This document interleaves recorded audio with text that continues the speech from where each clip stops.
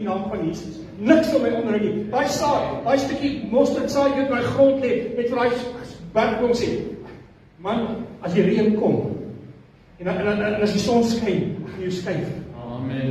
Jy sal nie in jou waar is. Want binne in my het God dit natuurlik ingeplaas dat ek jou kan skuif en ek sal binne in jou as grond groei. Amen. Ek sal jou gebruik as my base. Amen. Ek sal jou gebruik as my basis. Jy dink jy gaan my onderhou.